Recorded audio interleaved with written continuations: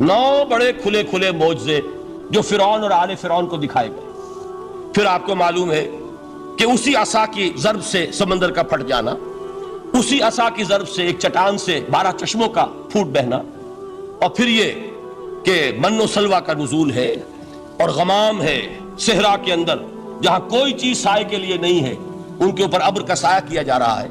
یہ سارے معجزے آپ کو نظر آ رہے ہیں. اسی طریقے سے حضرت مسیح علیہ السلام کیسے کیسے معجزے. مردہ کو کہا قم باذن اللہ اور کھڑا ہو گیا. گارے سے بنایا ایک پرندے کی شکل اور اس میں پھونک ماری اور اڑتا ہوا پرندہ ہو گیا. یعنی یہ کہ احیاء موتا اور خلق حیات یہ آخری معجزے ہو سکتے ہیں، اس لیے کہ یہ خالص اللہ تعالیٰ کے افعال ہیں. لیکن ذرا اس کانٹیکسٹ میں دیکھیے محمد کا معجزہ کیا ہے صلی اللہ علیہ وسلم. قرآن مجید جن لوگوں نے پڑھا ہے اور سمجھ کر پڑھا ہے، ترجموں سے پڑھا ہے، یا ویسے وہ عربی زبان سے واقف ہے، ان کو معلوم ہے کہ قرآن بار بار کہتا ہے محمد کا معجزہ. یوں تو بے شمار واقعات ہوں گے لیکن اصل معجزہ صرف اور صرف قرآن ہے. اسی کو پیش کیا گیا کہ یہی ہے، آؤ مقابلہ کر لو. اصل میں معجزہ کہتے کسے؟ معجزہ کے معنی عاجز کر دینے والی شے. یوں تو اولیاء اللہ جو ہیں ہم ان کی کرامات کے قائل ہیں.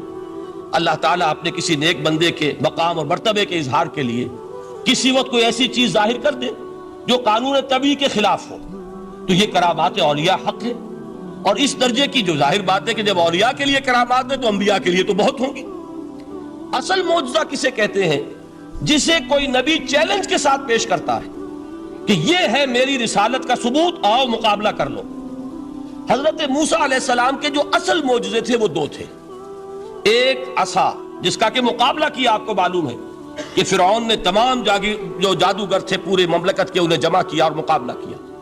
تو جس چیز کو کہ پیش کیا جائے چیلنج کے ساتھ کہ آؤ تو مقابلہ کر لو، وہ اصل معجزہ ہوتا ہے اس نبی اور رسول کا. تو حضور صلی اللہ علیہ وسلم کا اصل معجزہ، یعنی معجزات، آپ یہ مغالطے میں مبتلا نہ ہو، میں بقیہ معجزات کی نفی نہیں کر رہا، یہ واقعات اپنی جگہ حق ہیں کہ حضور کو پتھر سلام کرتے تھے. حضور صلی اللہ علیہ وسلم جس کھجور کے تنے کے ساتھ ٹیک لگا کر خطبہ دیا کرتے تھے، جبکہ ابھی مسجد نبی میں ممبر نہیں بنا تھا. جب تعداد زیادہ ہو گئی مسلمانوں کی اور ضرورت محسوس ہوئی کہ ذرا بلند مقام پر کھڑے ہو کر آپ خطبہ ارشاد فرمائیں، تو پھر وہ ممبر بنا کر رکھا گیا. پہلے مرتبہ جب آپ ممبر پر چڑھ رہے تھے خطبہ دینے کے لیے، تو اس کھجور کے سوکھے تنے میں سے ایسی آواز آئی جیسے کوئی بچہ بلک بلک کر رو رہا ہو کہ وہ سعادت جو مجھے حاصل رہی تھی آج تک میں محروم ہو گیا. تو یہ انبیاء کا مقام ہے. مولانا روم نے اسی لیے کہا ہے کہ فلسفی کو منکر حنانہ است، از حواس انبیاء بیگانہ است. فلسفی اور عقلیت پرست انسان وہ تو حنانہ کا انکار کر دے گا، کیسے ممکن ہے سوکھا تنا اور اس کے اندر سے بچے کی طرح بلکنے کی آواز آئے. لیکن یہ اس لیے کہ وہ انبیاء کے خصوصی احوال جو ہیں ان کو جانتا نہیں. اس قسم کے خرق عادت واقعات حضور کی زندگی میں بھی بے شمار ہوئے، لیکن حضور کا وہ معجزہ جس میں تحدی کے ساتھ چیلنج کے انداز میں کہا گیا کہ آؤ مقابلہ کر لو، وہ صرف اور صرف قرآن ہے. چنانچہ آپ سورہ بنی اسرائیل میں دیکھیں گے قُلْ لَئِنِ اجْتَمَعَتِ الْإِنسُ وَالْجِنُّ عَلَىٰ أَن يَأْتُوا بِمِثْلِ هَٰذَا الْقُرْآنِ لَا يَأْتُونَ بِمِثْلِهِ وَلَوْ كَانَ بَعْضُهُمْ لِبَعْضٍ ظَهِيرًا.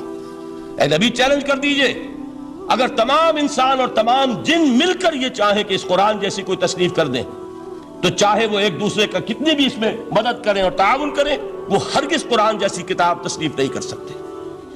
اس سے آگے بڑھ کر یہ بات کہی گئی، اچھا پورا قرآن نہیں لا سکتے، اس قرآن کی طرح کی 10 صورتیں ہی تصنیف کر لو. جب اس کا بھی جواب نہیں دیا گیا تو جسے کہتے ہیں برسبیل تنزل، اور پنجابی میں کہتا ہے کہ برے کو گھر تک پہنچانا، وہ برے کو گھر تک پہنچانے کے لیے فرمایا ایک صورت ہی بنا لاؤ. یہ سورہ ہود میں اور سورہ یونس میں یہ مضمون آیا، اور پھر سورہ بقرہ میں ہجرت کے بعد جو پہلی سورت نازل ہوئی اس میں پھر اس کو دہرا دیا گیا.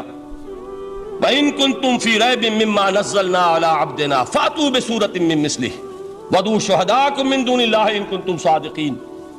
کہ اگر تمہیں کوئی شک ہے اس کتاب کے بارے میں جو ہم نے نازل فرمائی ہے، شک کیا ہوگا؟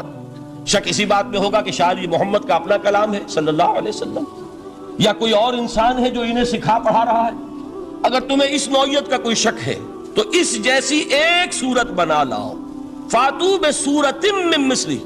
اور نوٹ کیجئے گا سورۃ العصر بھی صورت ہے، سورۃ الکوثر بھی صورت ہے، 3 آیات بھی اگر ایسی تم تصنیف کر کے لے آؤ تب تو تمہیں کچھ شک کرنے کا حق حاصل ہوگا، اور اگر نہیں کر سکتے تو جان لو فَإِن لَمْ تَفْعَلُوا وَلَن تَفْعَلُوا، پھر اگر تم ایسا نہ کر سکو اور ہرگز نہیں کر سکو گے، ذرا چیلنج کا انداز دیکھیے کہ ہرگز نہیں کر سکو گے، فَاتَّقُوا النَّارَ الَّتِي وَقُودُهَا النَّاسُ وَالْحِجَارَةُ، ڈرو اس آگ سے جس کا ایندھن بنیں گے انسان اور پتھر۔ اب اس بات کو سمجھیے کہ تاریخی حقیقت ہے یہ، جس کا کوئی کافر انکار نہیں کر سکتا، کہ وہ کوئی شخص اس چیلنج کو قبول کرنے کی جرات نہیں کر سکا۔ اگر جھوٹ موٹ کو بھی کوئی کھڑا ہو جاتا اور کہتا کہ ٹھیک ہے میں نے یہ ایک صورت بنائی ہے اور میرا دعویٰ یہ ہے کہ یہ قرآن جیسی ہے، تو ایک کنٹروورسی تو پیدا ہو جاتی نا۔ کچھ لوگ چاہے کہتے کہ نہیں یہ قرآن کے سطح کی نہیں ہے، لیکن یہ کہ اس کا دعویٰ تو ہو جاتا۔ لیکن تاریخ یہ بتا رہی ہے کہ سرے سے کسی شخص نے اس کی جرات نہیں کی، اس درجے وہ قرآن سے مرعوب ہوئے۔ تو حضور کا سب سے بڑا معجزہ جو آج تک زندہ ہے، اس کو ذہن میں رکھیے، میں نے جو حضرت موسیٰ حضرت عیسیٰ کے معجزات گنوائے ہیں وہ در حقیقت ان کی اپنی ذات کے ساتھ تھے۔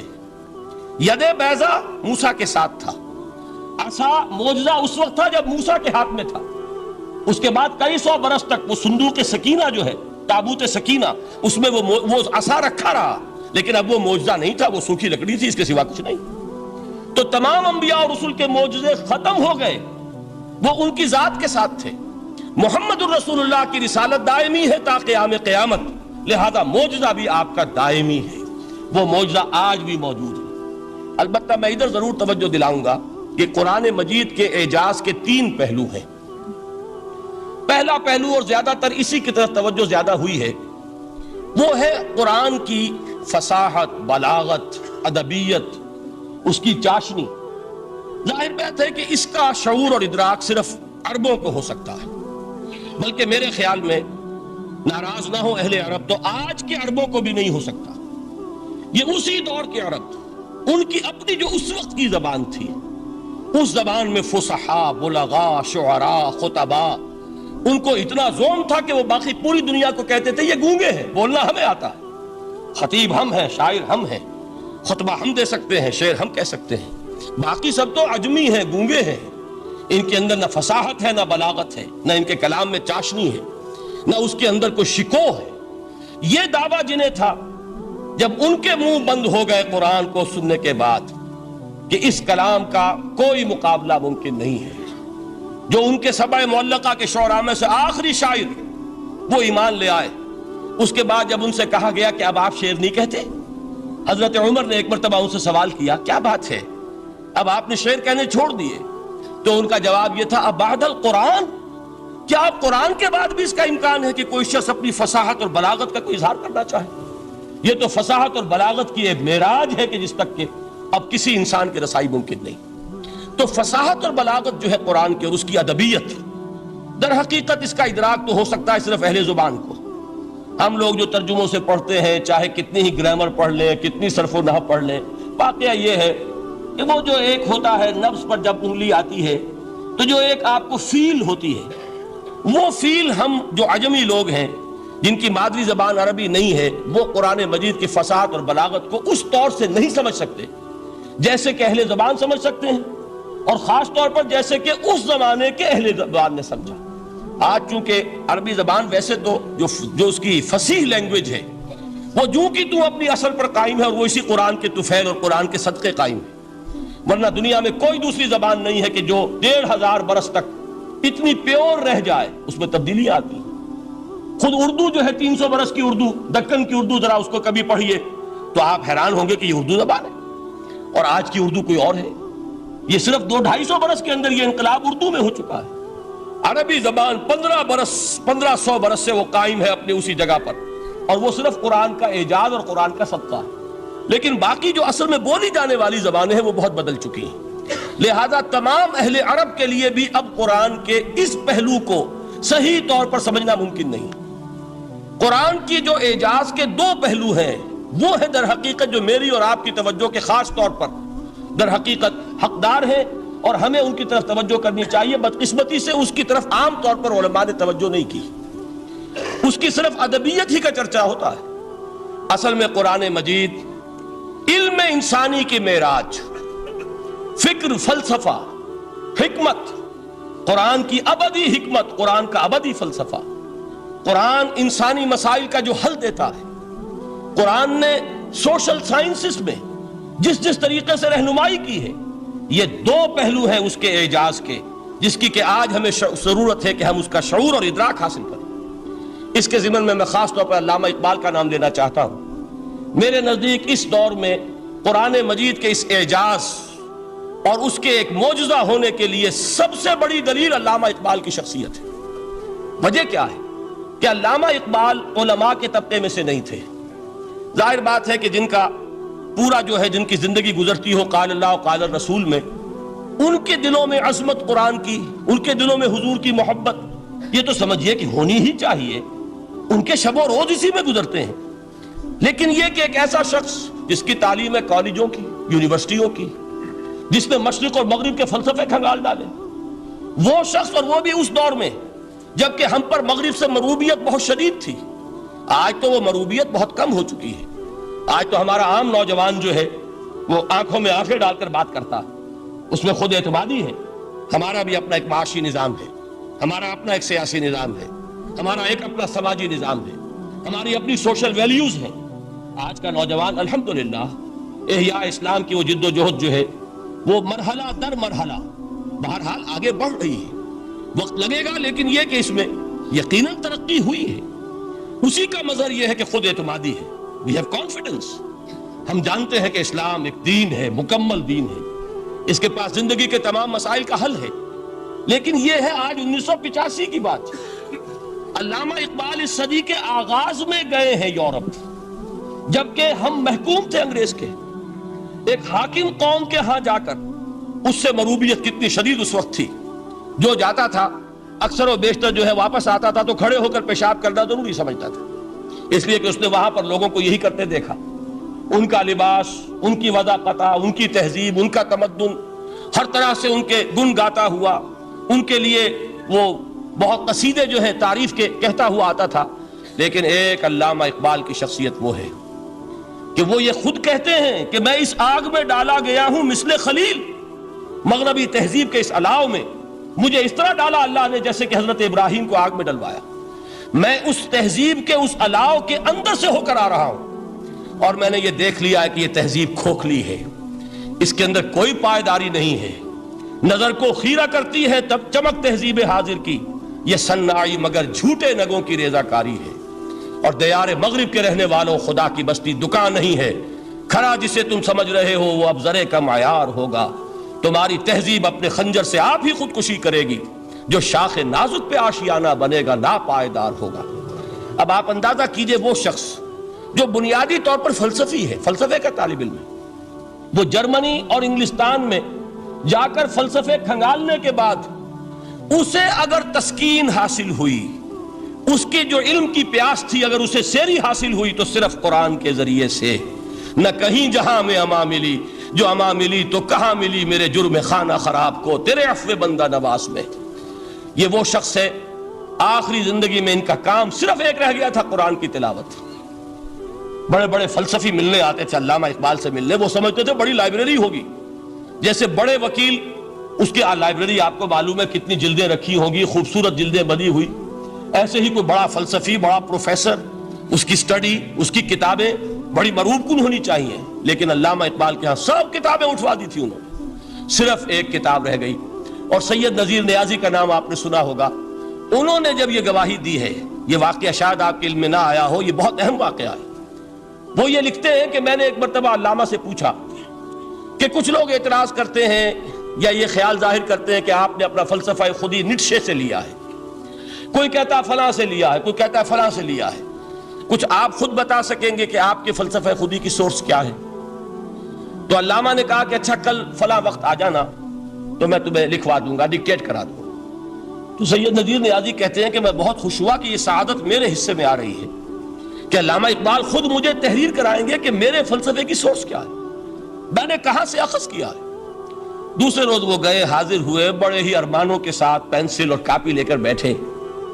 علامہ نے فرمایا ذرا قرآن مجید نکال لاؤ۔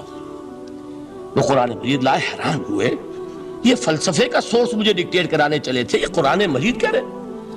کہا کہ ذرا سورۃ الحشر اس کا آخری رکوع، وَلَا تَكُونُوا كَالَّذِينَ نَسُوا اللَّهَ فَأَنسَاهُمْ أَنفُسَهُمْ أُولَٰئِكَ هُمُ الْفَاسِقُونَ۔ اے لوگوں، ان لوگوں کے مانند نہ ہو جانا جنہوں نے اللہ کو بھلا دیا تو اللہ نے انہیں اپنی خودی سے غافل کر دیا، اپنے آپ سے بیگانہ بنا دیا، یہی ہیں لوگ جو فاسق ہیں۔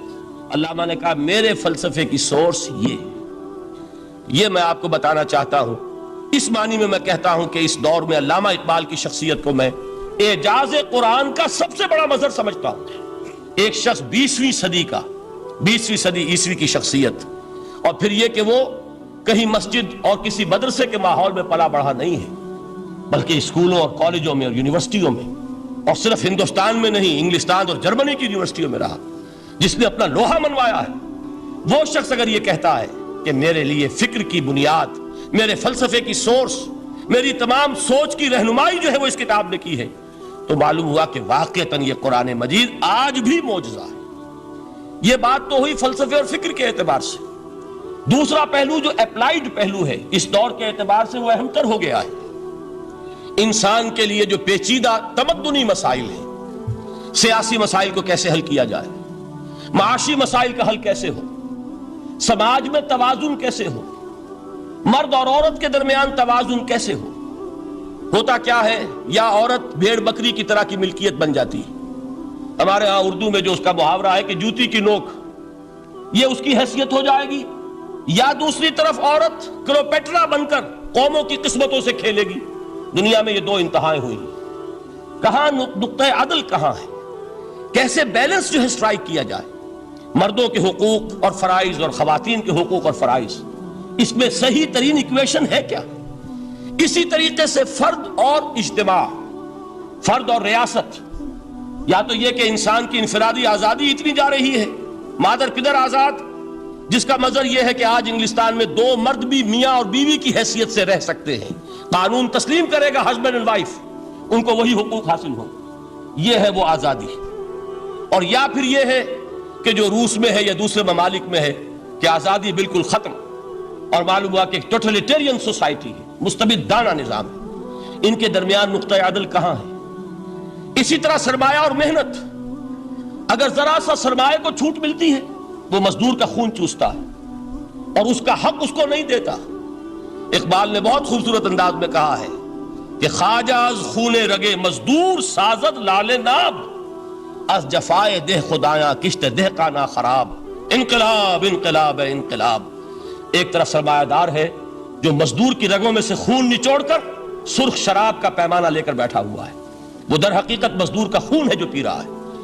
ایک طرف وہ زمیندار اور جاگیردار ہے جو کاشتکار کا خون جو ہے چوس رہا ہے۔ تو یہ انتہا ہے، اور یا یہ ہے کہ اگر ذرا آپ مزدور کو یا اس کارکن کو تھوڑا تحفظ دیجئے تو وہ کام نہیں کرتا۔ ہمارے ہاں پچھلے دور میں یہی ہوا تھا۔ میں یہ برملا کہتا ہوں، آج بھی آپ کے سامنے کہہ رہا ہوں کہ بھٹو نے واقعہ یہ ہے بہت بڑا کارنامہ سر انجام دیا تھا۔ اس نے مزدور کو ایک سیلف ریسپیکٹ دی تھی، کاشتکار کو اپنی عزت کا احساس دیا تھا کہ میں بھی انسان ہوں، میرے بھی حقوق ہیں، لیکن نتیجہ اس کا نیگیٹو نکلا۔ مزدور نے کام کرنا چھوڑ دیا، معیشت کی گاڑی ختم ہو گئی۔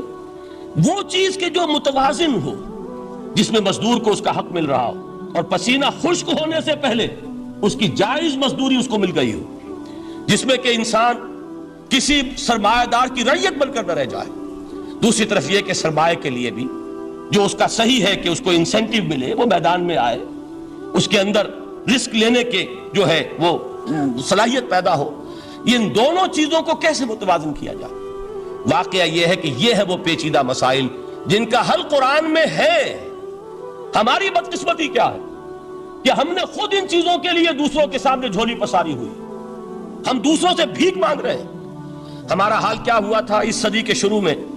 مصطفیٰ کمال پاشا نے جب ترکی میں اسلام کے آئلی قوانین بھی منسوخ کیے، نوٹ کیجئے اس کو، یہ اسی صدی کے وہ صدمے ہیں جو ہم نے اٹھائے ہوئے ہیں۔ اور گاہے گاہے باز خواہی قصہ پاری نہ رہا، تازہ خواہی داشتن گر داغ ہائے سینہ رہا۔ اس صدی میں کیا نہیں ہوا؟ عربوں کی ریوولٹ ترکوں کے خلاف، ان کے پیٹھ میں جو خنجر گھونپا، اور ایک انگریز، ایک کرنل لارنس کی وہ ساری شرارت، اس کے نتیجے میں ایک عظیم مملکت عثمانیہ، سلطنت عثمانیہ، دی گریٹ آٹومان امپائر، اس کے چیتڑے اڑ گئے، اور اس کے بعد وعدے کیے تھے عربوں سے کہ ہم تمہیں حکومت دیں گے، ہوا کیا کہ ان کے چھوٹے چھوٹے ٹکڑے کیے اور تقسیم کر لیے۔ مغربی سامراج کا دور شروع ہو گیا۔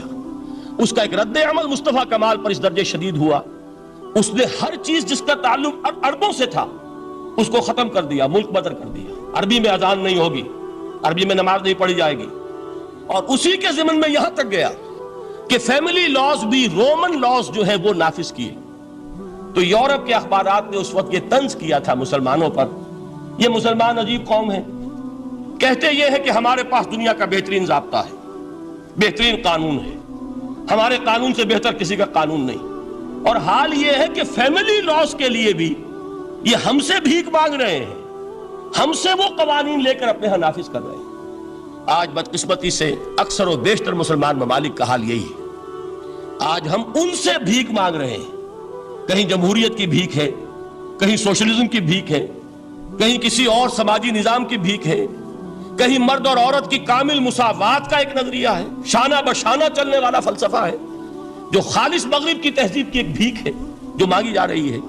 کاش کہ آج قرآن کے اس اصل اعجاز کی طرف، جو اس کا اصل معجزہ اس دور کے لیے، میں نے عرض کیا کہ اعجاز قرآنی کا وہ معجزہ کہ وہ فصاحت اور بلاغت کی معراج ہے، وہ یا تو اپریشیٹ کر سکتے اہل عرب، اور اہل عرب میں سے بھی حقیقت میں وہ جو قدیم جاہلی شاعری کے جاننے والے ہیں جو بہت کم رہ گئے، اب وہ جان سکتے ہیں کہ جب قرآن نازل ہوا تو کیوں زبانیں گنگ ہو گئی تھیں، کیوں کوئی ایک شخص جھوٹ موٹ کو بھی مدعی بن کر نہیں آ سکا کہ یہ میں نے قرآن کی جیسی ایک کتاب یا قرآن جیسی ایک سورت یا قرآن کی طرح کے چند جملے میں نے موضوع کر دیے ہیں۔ لیکن دوسرا پہلو ہے فکر اور فلسفہ، اس کے اعتبار سے جس کا سب سے بڑا ثبوت اس دور میں علامہ اقبال، اور تیسرا پہلو ہے Islamic social sciences, political science, economics, sociology, اس میں جو کچھ قرآن نے دیا ہے، جو آج بھی انسان کی رہنمائی کے لیے بہترین نظام ہے، اس نظام کو ہم سمجھے، اسے دنیا کے سامنے پیش کریں، تب در حقیقت قرآن مجید کا اعجاز سامنے آئے۔ یہ دو پہلو تو میں نے وہ عرض کیے ہیں کہ جو کسی غیر مسلم کو بھی نظر آئیں گے۔ قرآن کا پریزروڈ ہونا، اس کی انٹیگریٹی، اوتھینٹسٹی، یہ چیزیں وہ ہے کہ جو سب نے مانی۔ قرآن کے ذریعے تاریخ انسانی کا عظیم ترین انقلاب برپا ہونا، یہ وہ بات ہے کہ جو کسی اندھے کو بھی دیکھنی پڑتی ہے، اس حقیقت کا اعتراف دشمن کو بھی کرنا پڑتا۔ میں یاد دلا دوں آپ کو، ایچ جی ویلز، آپ نے نام سنا ہوگا، سائنٹیفک فکشن میں اس کا بڑا اونچا مقام ہے، لیکن اس نے تاریخ نسل انسانی پر بھی 2 کتابیں لکھی، a short history of the world اور a concise history of the world. Concise history of the world میں وہ شخص حضور کے ذکر پر جب آتا ہے، تو میں صرف ذکر کر رہا ہوں، نقل کفر نہ باشد، اس نے حضور کی شخصیت پر بڑے رقیق حملے کیے ہیں، بڑے گھٹیا حملے کیے۔ حضور کی خاص طور پر تعدد ازدواج کا جو معاملہ ہے، یہ کڑوی گولی ان کے حلق سے اتر نہیں سکتی، اس لیے کہ ان کا آئیڈیل ہے حضرت مسیح اور حضرت یحییٰ، جان دی بیپٹسٹ اینڈ جیسس آف نازارت۔ ان دونوں نے ایک شادی بھی نہیں کی، تجرد کی زندگی بسر کی، لہذا ایک شادی بھی ان کے نزدیک گھٹیا فعل ہے۔ تو حضور نے تو کی ہیں 11 شادیاں، 11 نکاح آپ کے۔ یہ جو کڑوی گولی ہے یہ ان کے حلق سے نیچے نہیں اترتی، اس لیے میں انہیں معذور سمجھتا ہوں۔ تو اس نے اس پہلو سے تو بڑے حملے کیے، لیکن خطبہ حجۃ الوداع کے وہ جملے جو ہے تاریخی، پورے کے پورے اس نے کوٹ کیے، لا فصل لعربی علی عجمی ولا لعجمی علی عربی ولا لأحمر علی اسود ولا لأسود علی احمر الا بالتقوی کلکم بنو آدم وآدم من تراب۔ کسی عرب کو کسی عجمی پر کوئی فضیلت نہیں، کسی عجمی کو کسی عرب پر کوئی فضیلت نہیں، کسی گورے کو کسی کالے پر کوئی فضیلت نہیں، کسی کالے کو کسی گورے پر کوئی فضیلت نہیں سوائے تقوی کے۔ تم سب کے سب آدم کی اولاد ہو اور آدم مٹی سے بنائے گئے تھے۔ یہ الفاظ لکھ کر کہتا ہے کہ جہاں تک human fraternity, equality and freedom, 3 الفاظ نوٹ کیجئے، انسانی حریت، انسانی مساوات، انسانی اخوت، کہتا ہے جہاں تک ان 3 چیزوں کے واز ہیں، سرمنز کا تعلق ہے، وہ تو دنیا میں پہلے بھی بہت کہے گئے۔ عیسائی ہونے کے باوجود خاص طور پر نام لیتا ہے جیسس آف نازارت۔ سرمنز تو حضرت مسیح کے ہاں بھی بہت مل جائیں گے، کہ تمام انسان برابر ہیں، سب کو بھائی بھائی ہونا چاہیے، سب انسان آزاد ہیں، تمیز بندہ و آقا فساد آدمیت ہے، لیکن وہ کہتا ہے کہ یہ ماننا پڑتا ہے تاریخ انسانی میں پہلی مرتبہ ان اصولوں پر ایک انسانی معاشرہ قائم کیا محمد نے صلی اللہ علیہ وسلم۔ یعنی حضور کے ساتھ یہ معاملہ ایمپٹی سلوگنز کا نہیں ہے، یہ صرف واز نہیں ہے، یہ صرف سرمنز نہیں ہیں، یہ ایمپٹی سلوگنز نہیں ہیں۔ He translated these things into actuality۔ ایک حقیقت، ایک واقعہ کی شکل دی ہے محمد نے صلی اللہ علیہ وسلم۔ وہ معاشرہ پیدا کیا جس میں انسانی اخوت، انسانی مساوات اور انسانی حریت، یہ تینوں اقدار بتمام و کمال موجود تھی۔ یہی وجہ ہے اس صدی میں نوٹ کیجئے، گاندھی جی، موہن داس کرم چند گاندھی، جس کو آج پوری دنیا میں تسلیم کیا جاتا ہے، عالم عرب میں بھی مہاتما گاندھی کی بڑی عزت ہے۔ پنڈت نہرو کا کسی زمانے میں استقبال ہوا تھا ریاض میں، تو ہمیں بہت غصہ آیا تھا۔ Welcome to the prophet of peace, یہ الفاظ تھے کہ جن سے پنڈت نہرو کا استقبال ہوا تھا۔ غصہ ہمیں بہت آیا، یہ رسول کا لفظ استعمال کر دیا انہوں نے۔ بعد میں ہم نے سوچا بھائی رسول کے معنی ان کے ہاں ایلچی کے ہیں، تو انہوں نے اس کو اپنی جو بھی غلطی میں سمجھا یا صحیح سمجھا، اس کو چھوڑ دیجئے، میں کوئی سیاسی گفتگو نہیں کرنا چاہتا۔ انہوں نے سمجھا کہ یہ شخص اس وقت امن کا پیغام بر ہے، لہذا اس کو ویلکم کیا۔ بہرحال گاندھی جی کا جہاں تک معاملہ ہے، آپ کے علم میں ہے کہ پوری دنیا میں اس شخص کی عظمت کو تسلیم کیا گیا ہے۔ ہمارا معاملہ، ہندوستانی مسلمانوں کا معاملہ، یہ دوسرا ہے۔ وہ تو آپ کو معلوم ہے کہ جوتا جسے کاٹتا ہے اسے پتا چلتا ہے کہ یہ جوتی کاٹ رہی ہے، ورنہ دیکھنے والے کو پتا چلے گا بڑا خوبصورت جوتا ہے، بڑا عمدہ جوتا ہے، کوئی اس میں خرابی نہیں ہے، لیکن جسے وہ پنچ کر رہی ہے اسے پتا ہے کہ یہ ہے کیا۔ اس اعتبار سے ہمارا معاملہ علیحدہ ہے، لیکن دنیا کو وہ بہت خوبصورت اور بہت ہی اعلیٰ اور بہت ہی اونچی شخصیت ایک نظر آتی ہے۔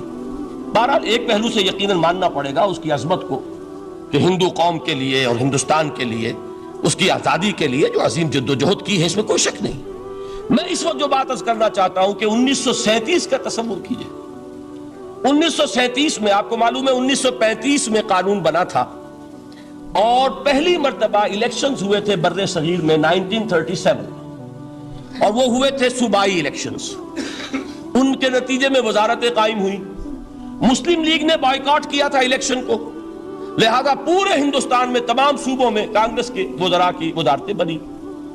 ہریجن اخبار میں ایک مقالہ لکھا تھا گاندھی جی نے اس وقت، جس میں کہ ان کانگریسی وزراء کے سامنے نصیحت کے انداز میں یہ بات رکھی تھی کہ آج جب کہ آپ لوگوں کو اختیار مل رہا ہے، اور حکومت، یہ پہلی انسٹالمنٹ تھی جو انگریزوں نے دی تھی ہمیں، سیلف رول یا ہوم رول کی پہلی انسٹالمنٹ تھی، تو جو بھی تمہیں اختیارات مل رہے ہیں، اس میں میں تمہارے سامنے حضرت ابو بکر اور حضرت عمر کی مثال رکھتا ہوں۔ یہ ہے وہ بات کہ جادو وہ جو سر چڑھ کر بولے۔ عربی میں کہتے ہیں الفضل ما شہدت بہ الاعداء، اصل فضیلت وہ ہے جس کا کہ دشمن اعتراف کرے۔ مہاتما گاندھی اگر اعتراف کر رہا ہے کہ تاریخ انسانی کی عظیم ترین شخصیتیں حکومت کی سطح پر وہ ابو بکر اور عمر ہیں، تو ابو بکر اور عمر کس درخت کے پھل ہیں؟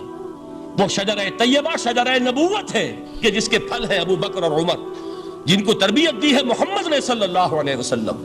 تو معلوم ہوا کہ یہ چیزیں وہ ہیں کہ جس کا لوہا آج دنیا مان رہی ہے، لہذا ہمیں قرآن مجید کے اعجاز کے پہلو سے ان اعتبارات سے خود بھی توجہ کرنی چاہیے اور دنیا کو بھی ادھر متوجہ کرنا چاہیے۔ قرآن مجید کی عظمت کا وہ ادراک اور شعور جو ہمیں ہو سکتا ہے، ہم وہ کہ جو قرآن کو مانتے ہیں اللہ کا کلام، ہم اس بنیاد پر سمجھے کہ اللہ نے اپنے کلام کی کیا مدح کی ہے۔ اور نمبر 2، یہ فارسی کا ایک مصرع ہے کہ قدر گوہر شاہ داند یا بدانت گوہری، ہیرے جواہرات کی قدر و قیمت یا بادشاہوں کو معلوم ہوتی ہے جو ان میں کھیلتے ہیں، اور یا یہ کہ جوہری کو جو ان کا کاروبار کرتا ہے، جانتا ہے، پہچان ہے، پرکھتا ہے۔ عام آدمی کو کیا پتا، اس کے ہاتھ پہ اگر کوئی آپ ہیرا رکھ دیں، وہ سمجھے شاید کو کوئی کانچ کا ٹکڑا، اسے اس کے اندر کوئی فرق محسوس نہیں ہوگا۔ قدر گوہر شاہ داند یا بدانت گوہری، کہ ہیرے جواہرات جو ہیں ان کی قدر و قیمت کا اندازہ یا بادشاہوں کو ہوتا ہے یا جوہری کو ہوتا ہے۔ تو قرآن مجید کا عظمت کا صحیح ادراک یا اللہ کو ہے یا محمد الرسول اللہ کو ہے صلی اللہ علیہ وسلم۔ باقی جو کچھ دنیا دیکھتی ہے وہ تو وہ ظاہر کا ایک پہلو ہے، وہ تاریخی حقائق ہیں جو میں نے آپ کے سامنے رکھے۔ باقی قرآن مجید کی عظمت کا کوئی صحیح ادراک ہو سکتا ہے یا وہ اللہ تعالیٰ کی زبانی اور یا ہوگا محمد الرسول اللہ صلی اللہ علیہ وسلم کے فرامین کی روح سے۔ اسی لیے میں نے 3 جگہ سے آیات پڑھی ہیں۔ ایک مقام سے سورہ رحمان کی ابتدائی 4 آیات، سورہ یونس کی 2 آیات، سورہ حشر کی 1 آیت، اور 3 احادیث نبویہ ہیں جن کا میں نے ذکر کیا ہے، اس لیے کہ تیسری جو ہے وہ بہت طویل حدیث ہے، وہ پوری میں اس وقت نہیں پڑھ سکتا تھا، اس کے صرف ابتدائی اور آخری کلمات میں نے اس وقت آپ کو سنائے۔ میں تھوڑی سی تشریح ان کی کروں گا تاکہ قرآن مجید کی عظمت کا جو نقش میرے اور آپ کے قلب پر ہونا چاہیے وہ صحیح در حقیقت ان آیات اور احادیث کی روشنی میں ہمارے دلوں پر قائم ہو جائے۔ دیکھیے قرآن مجید کی عظمت یہ کلام ہے، اس کی کلام کی عظمت کا پہلا پہلو ہے متکلم کی عظمت کے اعتبار سے۔ عربی میں کہا جاتا ہے کہ کلام الملوک ملوک الکلام ہے، بادشاہوں کا کلام کلاموں کا بادشاہ ہوتا ہے۔ بادشاہ جب گفتگو کرے گا معلوم ہوگا شاہانہ انداز ہے، ایک کوئی بھکاری گفتگو کرے گا یا کوئی کجرا گفتگو کرے گا، سبزی فروش کرے گا، کوئی مچھلی فروش کرے گا، ہر ایک کا پتہ چل جائے گا کہ کون بولا، وہ جس کو کہتے ہیں کہ تانت بازی راگ پایا۔ 2 جملے کوئی شخص بولے گا پتہ چل جائے گا کتنے پانی میں ہے، اس کے علم کا، فضل کا، تہذیب کا، تمدن کا کیا معیار ہے۔ اس لیے کہ کلام جو ہے در حقیقت متکلم کی پوری شخصیت کی عکاسی کرتا ہے، اس کا مقام کیا ہے، اس کا مرتبہ کیا ہے، اس کے ذہن کی بلندی کیا ہے، اس کے فکر کی گہرائی کیا ہے، اس کے افق ذہنی کی وسعت کیا ہے، اس سب کا اندازہ ہوگا کلام سے۔ تو اب یہ کلام ہے اللہ کا، معلوم ہوا کہ اللہ کی صفات کا ایک کامل عکس قرآن مجید میں موجود ہے۔ یہ بات سمجھیے، اس کو قرآن نے کس طرح بیان کیا، یہ وہ لطیف حقائق ہیں جن کے لیے قرآن مجید تمثیل کا پیرایا اختیار کرتا ہے۔ اب سورہ حشر کی تمثیل کیا ہے؟ لو انزلنا هذا القرآن على جبل، اگر ہم نے اس قرآن کو کسی پہاڑ پر اتار دیا ہوتا، لرأيته خاشعا متصدعا من خشیت اللہ، تم دیکھتے اس پہاڑ کو کہ اللہ کی خشیت سے دب جاتا اور پھٹ جاتا۔ وَتِلْكَ الْأَمْثَالُ نَضْرِبُهَا لِلنَّاسِ لَعَلَّهُمْ يَتَفَكَّرُونَ، اور یہ مثالیں ہیں جو ہم لوگوں کے لیے بیان کرتے ہیں تاکہ وہ تفکر سے کام لیں، غور و فکر کریں۔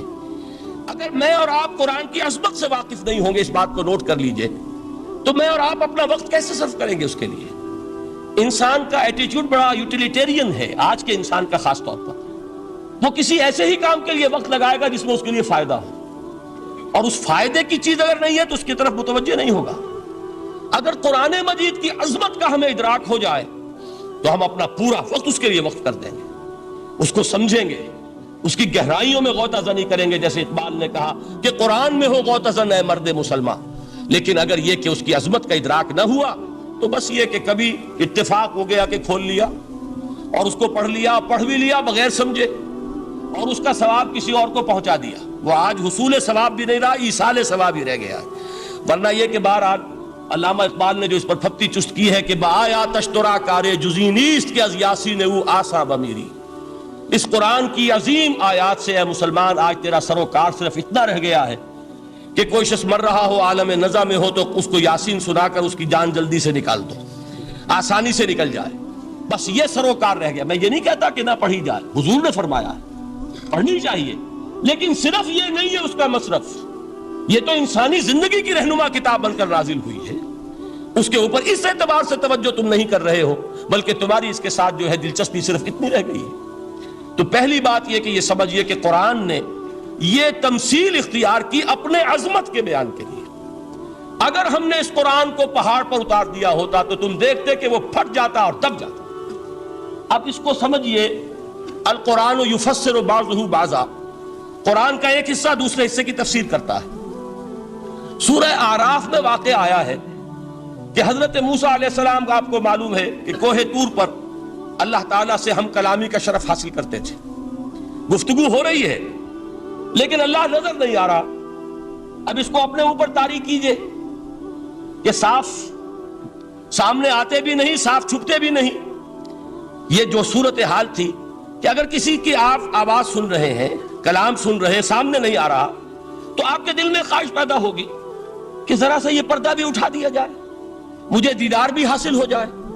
لہذا سورہ اعراف میں ہے جب کئی بار یہ شرف ہم کلامی حاصل ہوا اللہ سے، تو حضرت موسیٰ علیہ السلام نے بڑی ہمت سے کام لیا، بڑی جرت کی، درخواست کر دی، رب ارنی انظر الیک، یہ جو پردہ بیچ میں حائل کیا ہوا ہے پروردگار، تو میرا شوق دیکھ، میرا اشتیاق دیکھ، تو مجھے ذرا دیدار بھی عطا ہو جائے۔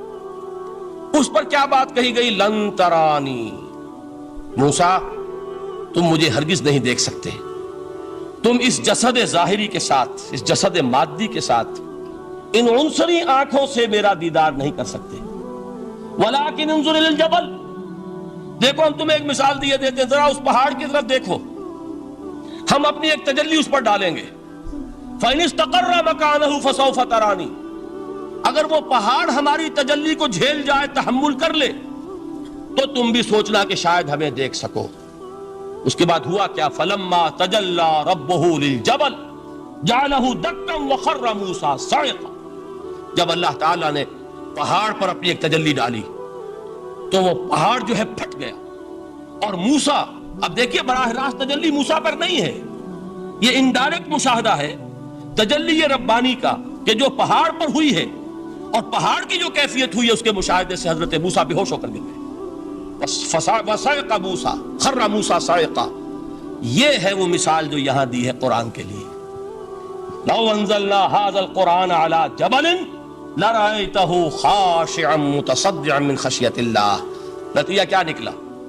انفر کیجئے، استدلال، استنتاج، نتیجہ یہ نکلا کہ جو تاثیر تجلی ذات ربانی کی ہے وہی تاثیر کلام ربانی کی ہے، صرف یہ ہے کہ ہمیں اس کا شعور نہیں، ہمیں اس کا ادراک نہیں۔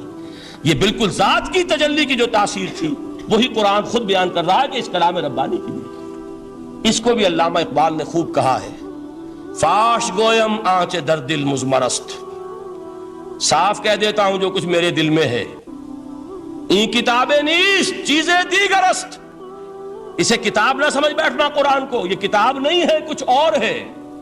کچھ اور کیا ہے؟ مثل حق پنہاؤ ہم پیداستو، زندہ پائندہ گویاستو، یہ تو جیسے اللہ تعالیٰ کی ذات ہے، مثل حق، ذات حق سبحانہ و تعالیٰ کی طرح یہ زندہ ہے، پائندہ ہے، مثل حق پائندہ گویاستو، یہ جو ہے زندہ ہے، یہ متکلم ہے، کلام نہیں ہے۔ کل صفات ربانیہ جو ہیں ظاہر اور باطن، مثل حق پنہا، ظاہر و پنہا، اور حی و قیوم جیسے اللہ کی ذات ہے، وہی صفات اس کلام کی ہیں۔ اور اس کے بعد وہ شعر آیا تھا جو میں پہلے سنا چکا ہوں، چوں بجاں در رفت جاں دیگر شود، جب یہ قرآن کسی انسان کے اندر سرایت کر جاتا ہے، اس کے دل پر نازل ہوتا ہے۔ دیکھیے یہ الفاظ آپ کو کہیں اور نہیں ملیں گے۔ میرے نزدیک جہاں علامہ اقبال اس دور میں قرآن کی عظمت کا سب سے بڑا ثبوت ہے، وہاں عظمت قرآنی کے سب سے زیادہ واقف اور اس کا سب سے زیادہ شعور رکھنے والے بھی علامہ اقبال ہیں۔ یہ الفاظ آپ کو کہیں نہیں مل سکیں گے کہ مثل حق پنہاؤ ہم پیداستو، زندہ پائندہ گویاستو، چوں بجاں در رفت جہاں دیگر شود، جہاں چو دیگر شد جہاں دیگر شود، جب یہ انسانوں کے اندر سرایت کر جاتا ہے، ان کے اندر ایک انقلاب آ جاتا ہے، اور یہ اندر کا انقلاب ہے جو ایک عالمی انقلاب کا پیش خیمہ بنتا ہے۔ آپ آرڈیننس کے ذریعے سے نمازیں پڑھوائیں گے تو پھر نماز وہی پڑھی جائے گی جو آفس ٹائم میں آئے گی، باقی اور کیوں پڑھیں گے؟ وہ تو آرڈیننس کے ذریعے سے پڑھائی جا رہی ہے نا۔ اس کا حشر تو وہ ہوگا جو ہمارے ہاں دیکھا جا چکا ہے۔ اور اس وقت بھی، اس زمانے میں نے یہ سنا ایک جگہ کہ کلاس 4 امپلائیز جو ہیں، وہ شروع میں جب آرڈیننس نافذ ہوا تھا ہمارے ہاں تو دفتروں میں بڑا اہتمام ہوا، آفیسرز نے خاص طور پر بڑے اہتمام سے ظہر کی نماز پڑھنی شروع کی، لیکن مجھے بتایا گیا کہ کلاس 4 امپلائیز جو ہیں ہمارے، یہ ڈرائیورز ہیں، پی-انز ہیں، یہ کھڑے ہنستے رہتے ہیں، شریک نہیں ہوتے۔ میں نے ان سے کہا وہ اس لیے کہ انہیں معلوم ہے کہ آپ بھی تو یہی پڑھ رہے ہیں صرف نماز، باقی آپ کے ڈرائیور سے اور آپ کے خانسامہ سے یہ بات چھپی ہوئی نہیں ہے کہ عصر آپ نے بھی نہیں پڑھنی، یہ صرف زور ہے جو آپ پڑھ رہے ہیں۔ تو یہ اصل میں اندر کا انقلاب جب تک نہ آئے، باہر کا ٹھونسا ہوا انقلاب، وہ تو جب پریشر ہٹ جائے گا تبدیلی ختم ہو جائے گا۔ چوں بجاں در رفت جاں دیگر شود، اندر انقلاب آئے، جب اندر تبدیلی ہو جائے گی اب انسان کا پورا وجود بدلے گا، پھر اس کے اندر سے تبدیلی جو ہے وہ ابھرے گی، اسے کسی خارجی دباؤ کی ضرورت نہیں ہوگی۔ جہاں چو دیگر شد جہاں دیگر شود، اور جب انسانی شخصیتوں کے اندر یہ انقلاب اندر سے آتا ہے تو پھر وہ عالمی انقلاب بنتا ہے، جیسے کہ محمد الرسول اللہ کا انقلاب